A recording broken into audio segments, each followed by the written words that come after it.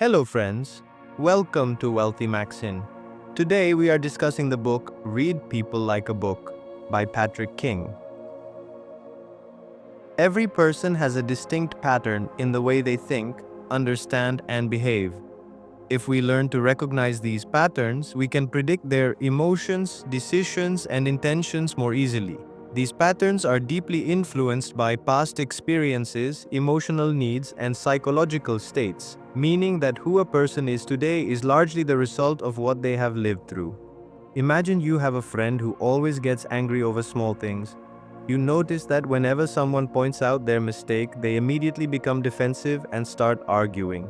If you try to understand their personality, you might realize that this behavior stems from their past. Perhaps they were frequently scolded in childhood, or they were made to feel that they were never right. As a result, whenever someone corrects them now, their mind instinctively reacts with anger to protect itself. If you grasp this pattern, you can predict how they will react the next time their mistake is pointed out. Similarly, if you know someone who is always ready to help others, even at the cost of their own comfort, it may mean that their sense of self-worth is tied to bringing happiness to others. Perhaps they have gone through a phase in life where they only received love and acceptance when they prioritized others over themselves. So now it has become their habit to help others, even if it means forgetting their own needs. If you recognize this pattern, you can understand why they behave this way repeatedly and predict how they will continue to act. Another way to understand people is by noticing the gap between their words and actions. Often, people say one thing but means something else entirely. Take, for example, a colleague who always claims that they don't care about others' opinions, yet they become deeply upset whenever they face criticism. This shows that their words do not match their true thoughts. What they really mean is that they want to appear unaffected, but in reality, they are deeply influenced by others' opinions. Once you recognize this pattern, you can predict that if they face criticism again, they will be disturbed once more. When analyzing behavior, it's also crucial to observe how people react in different situations. For instance, someone who is playful and outgoing with friends but serious and reserved at work likely adapts their personality based on the environment. On the other hand, if someone consistently behaves the same way everywhere, either always serious or constantly joking, it indicates that their behavior is deeply tied to their core personality rather than the surroundings. Some people adopt a fake personality to impress others, but by carefully observing their behavior, you can uncover their true nature. For example, someone may try to appear extremely confident, but when faced with a tough question, they become uncomfortable and attempt to change the topic. This suggests that their confidence may be just for show. If you learn to identify these patterns, you can discern who is genuine and who is merely putting on an act. Our behavioral patterns are also connected to our psychological needs. Some people feel the need to always be right, so they never admit their mistakes. Others crave constant attention and repeatedly do things to draw people's focus. Some enjoy control, so they try to impose their authority over every situation. If you recognize what someone's strongest psychological need is, you can also predict how they will behave. For instance, if you know someone who always wants to speak first in a group, it indicates their need for attention. Now, if someone else starts speaking more than them, they may feel uncomfortable and try to reclaim the spotlight in any way possible. By identifying this pattern, it becomes easier to anticipate how they will react in future situations. Another way to understand behavioral patterns is by analyzing people's decisions. Whenever someone makes an important choice, it's not just about the present circumstances. Their past experiences, fears, and desires also play a major role. For example, if someone repeatedly rejects new opportunities because they fear failure, it may be due to a deep-rooted fear stemming from their past. This translation captures the essence of the original story while adding emotional depth. It shows how patterns in human behavior can offer insights into their future reactions and decisions. Understanding this can help build stronger relationships and navigate social interactions with greater empathy. What do you think? Some people constantly crave attention. That's why they keep doing things, sometimes intentionally, just to make sure all eyes are on them. Then, there are those who love to be in control. They try to dominate every situation, every conversation, every decision. But here's the powerful truth. If you can figure out what someone's core emotional need is, you can almost predict how they're going to behave. Just think about it. Imagine you know someone who always tries to speak first in a group. What does that tell you? That they deeply desire attention, they want to be noticed, and if someone else starts to speak more than them, it's very likely they'll feel uncomfortable, even anxious, and soon enough, they'll do something, anything, to bring the spotlight back on themselves. Once you start recognizing these patterns, understanding how someone might react in the future becomes a lot easier. Another powerful way to understand someone's behavior is by analyzing their decisions. Because the truth is, our decisions aren't based only on what's happening in the moment. They're shaped by our past experiences, our fears, our desires. Take this for example. Imagine someone who turns down every new opportunity that comes their way. Why? Because they're afraid of failing. Maybe in the past, they took a big risk and it didn't go well. Maybe they faced rejection, loss, or embarrassment, and now that fear holds them back every single time. Now, if you're enjoying our free summaries, you can subscribe to our channel, become a member, or even support us through UPI. But let's get back to what really matters. If you learn to recognize these behavioral patterns, you can start predicting that this person, no matter how many opportunities come, will likely avoid taking risks in the future too. On the other hand, imagine someone who jumps on every opportunity without thinking. It might seem reckless, but it could be because they've learned, somewhere along the way, that seizing the moment is the key to success. So they say yes, fast, without hesitation, believing it'll take them forward. Understanding these behavior patterns doesn't just help you understand others better, it helps you improve your relationships too. When you understand the reasons why your friend, partner, or colleague behaves a certain way, you naturally become more patient. You start syncing with them better. But here's something really important to remember. People don't stay the same forever. They change with time, but even that change follows a pattern. And if you're paying attention, you can see which direction someone's life is headed, and even predict what their next move might be. So if you truly want to understand people, stop listening only to their words. Start watching their behavior. Understand their past, their needs, their desires, and their fears. And when you start doing that, not only will you be able to read people like a book, you'll be able to see their next chapter before they write it. Most of us believe that understanding someone is all about listening to what they say. But the truth is, words can lie. Body language and facial expressions, those don't. Sometimes people say something, but their face, their tone, their posture tells a whole different story. Let's say you ask your friend, "Are you okay?" And they say, "Yeah, I'm fine." But their voice is soft, their eyes are looking down, their shoulders are slumped. Does that really sound like someone who's fine? Probably not. Their words are saying one thing, but their body is telling you something else entirely. And that's why it's so important not to rely on words alone. Learn to observe body language. Pay attention to expressions. Because the face, it never lies. When someone is truly happy, their eyes light up. There's a gentle smile. Their whole face feels open and warm. But when someone's sad, their eyes feel heavy. Their brows might be slightly furrowed. Their lips tighten. Fear, anger, surprise, worry, every emotion leaves a trace.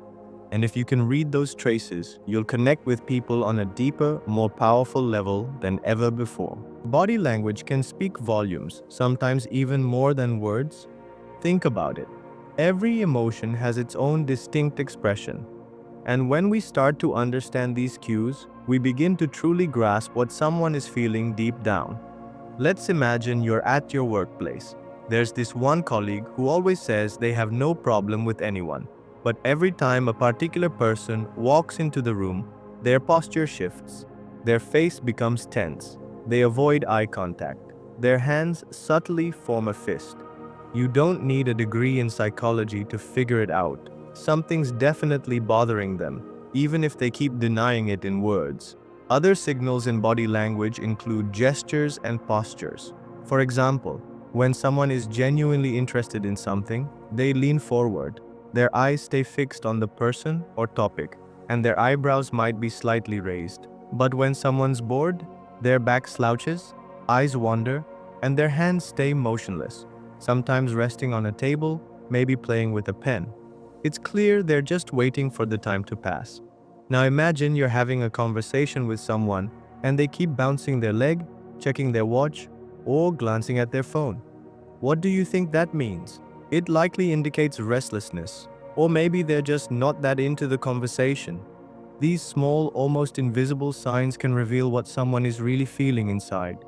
Often, people try hard to hide their emotions, but their bodies still speak. Like when someone lies, they might avoid eye contact, touch their nose or face frequently, or their voice might slightly shift. If you learn to pick up on these cues, you'll start noticing when someone's being honest and when they're not. But here's something just as important. Don't jump to conclusions based on a single sign. Just because someone's eyes are downcast doesn't always mean they're sad.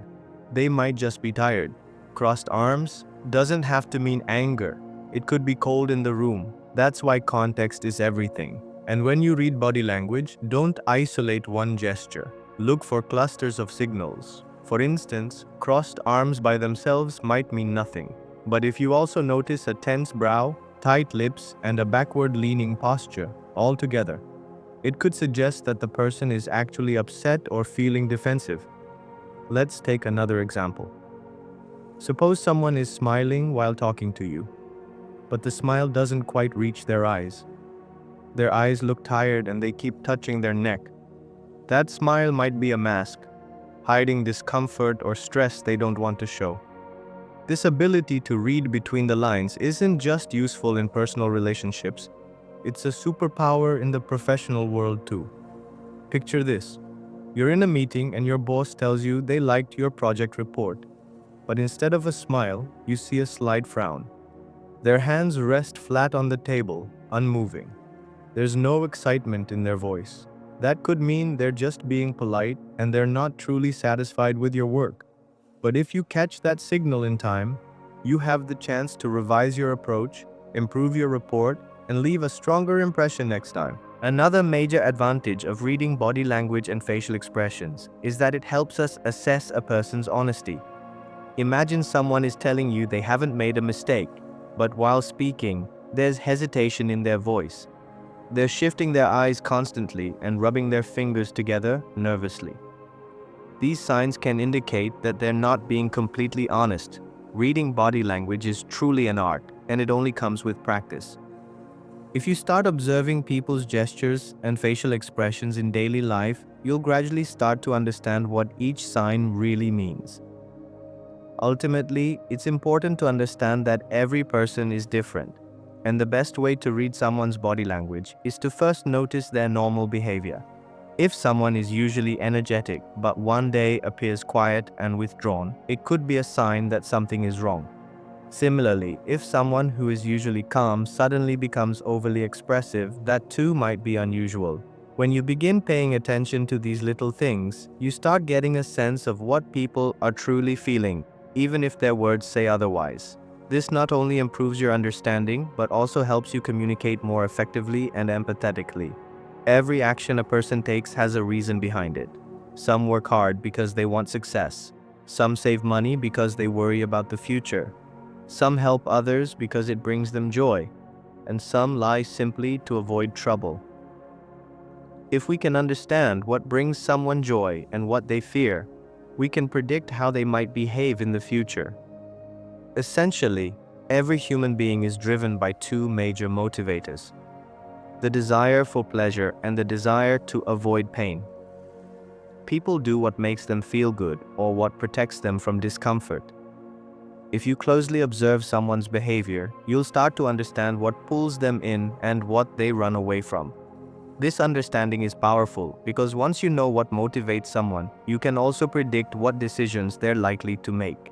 For instance, let's say you have two colleagues. One is always going the extra mile, taking on more tasks, learning from mistakes, and working hard. The other does the bare minimum, avoids risk, and steers clear of new responsibilities. Why such a difference? The first person is motivated by success. Maybe they want a promotion, maybe they want recognition, maybe they believe their hard work will lead to the happiness they seek. The second person, on the other hand, is driven by the fear of failure. They don't want to make mistakes, they want to avoid criticism, so they avoid taking any step that could backfire and cause trouble later.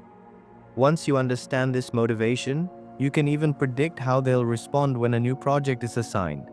The first one will likely accept it enthusiastically, while the second may come up with excuses or try to avoid taking full responsibility. Now imagine you suggest to a friend that they should start going to the gym.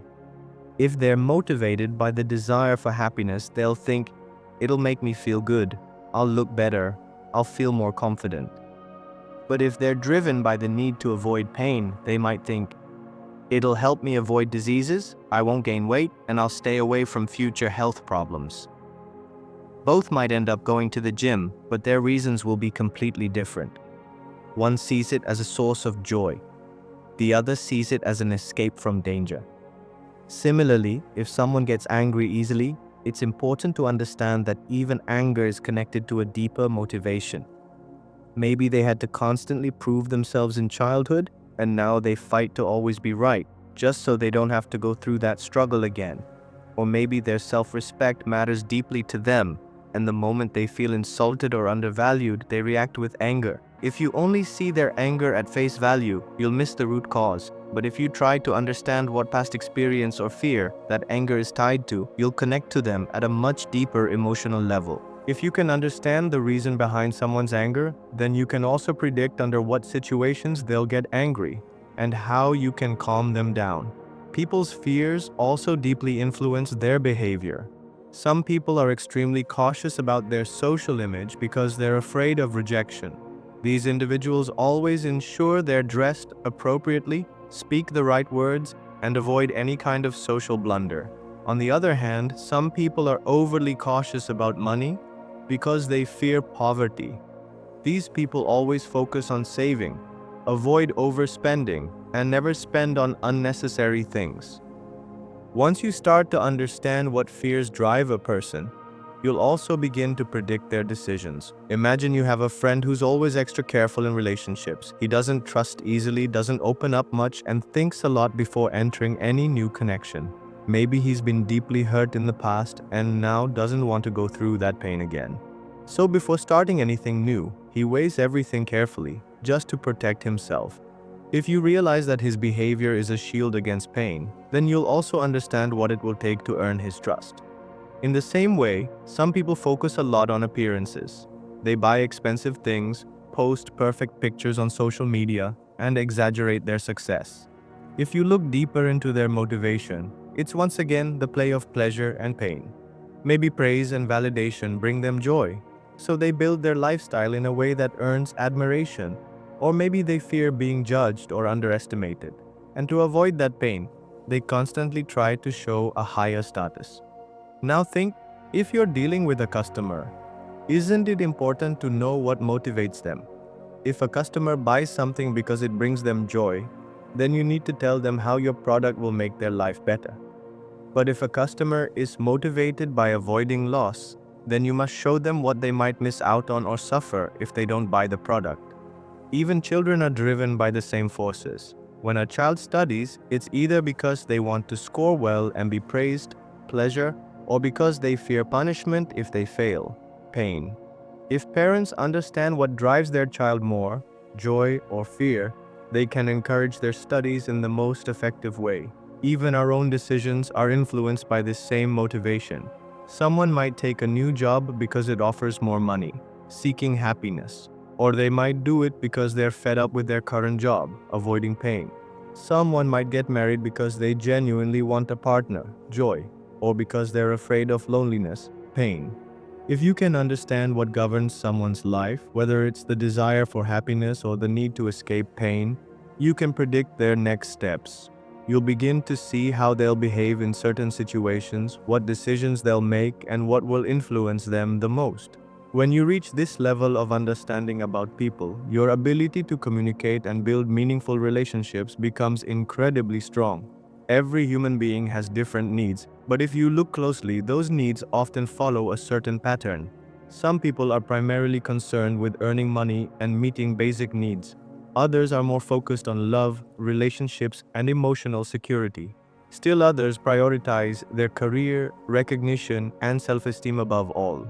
Understanding where a person is on that scale helps you determine what will motivate them the most and how they're likely to behave.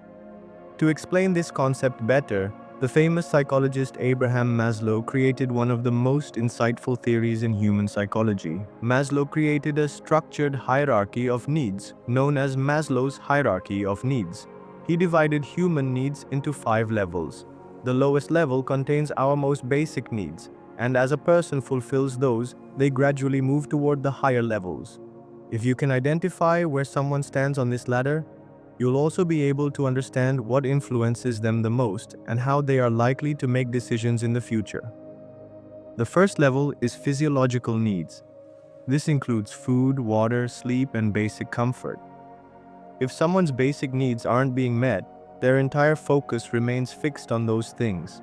For example, if someone is unemployed and doesn't have money, their biggest concern will be, how can I meet my daily survival needs? At that moment, they're not thinking about relationships or self-esteem. Their brain is wired to first ensure survival. Now imagine if someone is struggling for food and you tell them they should focus on self-development. Do you think they'll take that seriously? Probably not, because their priority is to feed their hunger. That's why, whenever we communicate with someone, we must first assess what level their current needs belong to. If a person is still fighting to fulfill basic needs, then before giving them a motivational speech about chasing big dreams, it's essential to understand their current reality. The second level is the need for safety and security. This includes job stability, a safe home, health, and long-term financial security. Once someone's physiological needs are met, they begin seeking stability in life. For instance, a person may have a job but constantly fears losing it. Their concern moves beyond just money. It shifts to security. This person will likely make decisions that promise more stability, even if that means not pursuing bigger opportunities. Now, if you observe someone who feels very secure, you'll notice they're more open to taking risks. But someone who lives in fear, like thinking they might lose their job at any moment or that their home isn't safe, will behave differently. They will act cautiously, avoid change, and stay away from anything that could threaten their sense of stability. The third level is about social needs. Once basic and safety needs are met, a person begins seeking emotional connection, relationships, friendships, and a sense of belonging. They begin to realize that money and safety alone aren't enough. They need companionship. At this level, people start giving more importance to their relationships and try to build their place in society. Imagine someone is feeling lonely and you tell them to focus on career growth. Will they be excited? Probably not, because right now, their priority isn't career, it's emotional connection. That's why people at this level prioritize their friends, family, and bonds. If you see someone who loves spending time with others, it becomes clear they're currently driven by the need for companionship. And if they're unable to fulfill this need, they may start feeling sad, disconnected, or emotionally empty. The fourth level is the need for self-esteem. When someone becomes emotionally satisfied with their relationships, they begin seeking recognition and respect. Now they want others to appreciate their efforts, acknowledge their success, and see them as someone important. That's why some people love to share their achievements on social media, because through it, they gain validation and a sense of identity. At this level, people work harder, not just for success, but because they want to stand out, to build a name for themselves, to feel important and valued. They don't want to be just anyone, they want to be someone. Shall I continue with the fifth and final level, self-actualization, where a person seeks purpose, creativity, and growth beyond material and social desires? They move ahead in their careers, learn new skills, and try to prove their worth. If a person is at this level, the best way to motivate them is to make them feel that they are valuable and that their achievements are appreciated. If you see someone who always seeks praise for their work, it may mean that they are at the self-esteem level. They want to hear, "You did a great job," because that recognition is what drives them forward. The final and highest level is self-actualization. Once a person has received love, recognition, and respect, they begin focusing not on what they can gain from life, but on what they can give. They no longer chase money, fame, or even relationships. Instead, they seek meaning, a deeper purpose. Such individuals want to use their full potential. They want to contribute to society in a way that feels fulfilling, from art, science, innovation, social work, to deep personal growth. Now imagine if someone is at this level and you try to motivate them by just talking about money. They won't feel very inspired because their priorities have evolved. They no longer think only about personal success. They think about impact, legacy, and making the world better. If you understand where someone stands on Maslow's hierarchy of needs, you can predict what will influence them the most. For instance, if someone's needs are basic, they crave security and stability. If they're searching for relationships, they seek belonging and emotional connection. If they're striving for recognition, they need appreciation and respect. And if they've reached self-actualization, they seek something that gives their life a deeper meaning. When you start applying this model in daily life, understanding people becomes easier. You begin to see what motivates them, what kind of decisions they'll make, and how to inspire them in the right way. Not only do your relationships become stronger, but you also build a deeper emotional intelligence with the people around you. Every human has an ego inside them, a sense of self-worth. It helps us feel good about who we are and maintain our dignity. But whenever something hurts that ego or makes us feel insecure, our mind starts protecting us through certain defense mechanisms. These are subconscious strategies that help us feel mentally and emotionally safe. Often we don't even realize we're using them.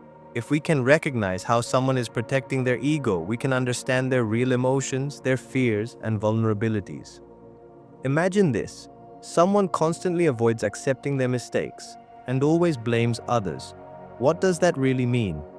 It could be that admitting a mistake would deeply hurt their self-esteem. They simply cannot bear the thought of being wrong. So their mind shows them an easier path: blame others. This is a classic defense mechanism called projection, where a person pushes their own weaknesses onto others. Now suppose someone is extremely angry but tries hard to appear calm and collected. Whenever someone says, "You have anger issues," they quickly snap back, "I'm not angry, you are the one who's moody." That too is projection. They can't accept their own negative emotions, so they throw it onto someone else. Once you understand this pattern, you start to see the real fear underneath. They are afraid of accepting the label of being an angry person. Another common defense mechanism is denial, refusing to accept reality. Would you like me to continue with how denial works and explore more defense mechanisms and how they shape our behavior and emotional decisions? This is denial, the refusal to accept something no matter how clear it is. Imagine someone who spends too much, is drowning in debt, but whenever someone brings it up, he says, "I don't have any problem, everything is under control." That's denial. Instead of facing the truth, he chooses to ignore it, because accepting the truth would hurt his ego.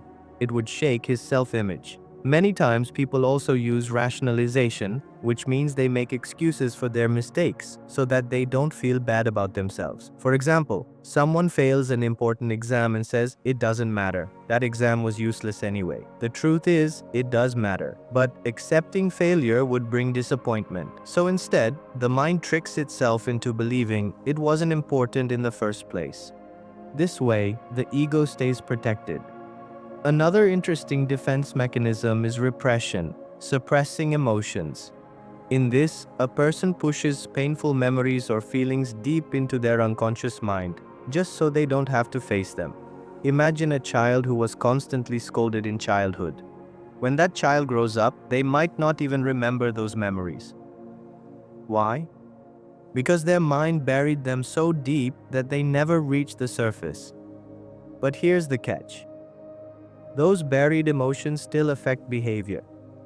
That person might now be afraid of criticism or feel the constant need to prove themselves without knowing why. If we can understand what someone is suppressing, we can also begin to see what deep pain or fear they're actually fighting. Then there's regression, acting like a child in stressful situations. In this, a person unconsciously behaves in a way that once made them feel safe as a child. Sometimes people under extreme pressure might suddenly start crying or behave in a way that seems immature. For instance, someone feeling overwhelmed at work might get angry at tiny things or become irritable. This could be regression. Their mind is taking them back to a time when their anger used to bring attention or comfort in childhood. Often, people also use displacement, releasing emotions on the wrong person. A person feels angry at someone they can't confront, so they direct that anger elsewhere. For example, someone gets scolded by their boss, but instead of confronting the boss, they come home and shout at family or friends. Their real anger is towards the boss, but the mind offers a safer option, taking it out on someone who won't retaliate. But not all defense mechanisms are negative. Some people use sublimation, which is a positive defense mechanism. Here, instead of expressing negative emotion destructively, the person channels them into something creative or productive. For example, someone who struggles with anger might take up sports, intense workouts, or art, and use these as ways to express those emotions in a healthy form. Many great artists, writers, and athletes have used this mechanism, turning pain into power. So friends, this was our book summary for today. We explored how Maslow's hierarchy of needs helps us understand human motivation, and how our minds use defense mechanisms to protect our emotions and self-esteem.